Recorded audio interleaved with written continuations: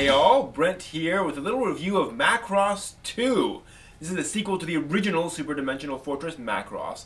Now the twist here is that the rights to Macross were owned by a company that wasn't the original studio that developed it. So the director and all the initial creators were not at all involved in Macross II. This is a problem because Macross II is straight across the board mediocre. Now, I use the term mediocre very, very deliberately.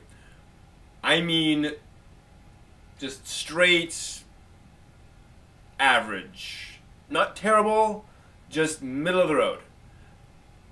And this is Macross, okay? This is the sequel to one of the most important anime of its decade. Macross kind of changed anime in general because of its visuals and story and so forth. So, the fact that this is so blah says a lot. Now, I've talked before about cliche in anime and manga and how anime and manga typically likes to take established standard, I'll use the term cliches, and do interesting things with them. You know, they'll go off in a new direction. That's the thing here, though. This doesn't go off in any new directions. The main character is a plucky teen who has a lot to prove. The love interest is this sweet, shy, retiring girl who's just very confused about everything and has to be protected by the main guy. You know, the villain is this serious, gruff alien guy who just wants to, kill all these humans. And it's just the action. Okay, this is Macross. Macross sells itself on its action. The action here is muddled.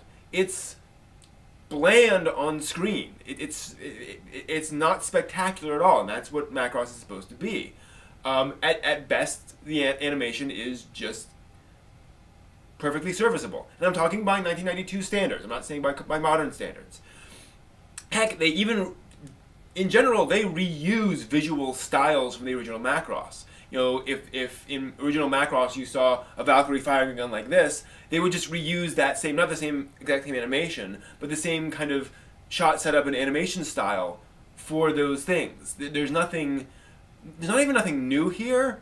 There's nothing exciting here. There's nothing interesting or adventurous. It is a standard plot. Everything was sort of picked off of the bookshelf of here's plot twist number 3 and character number 5 and just go on down the line.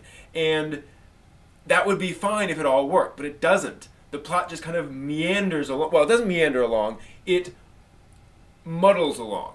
It goes from scene to scene to scene without ever really seeming like it cares too much. The characters are just kind of explaining things to each other and chugging along, and it's just blah. Now, again, I'm not saying this is a terrible anime. You can certainly watch this and be entertained. It's just, with all the good Macross out there, Macross Plus, Original Macross, Macross Frontier, Zero has its cool bits.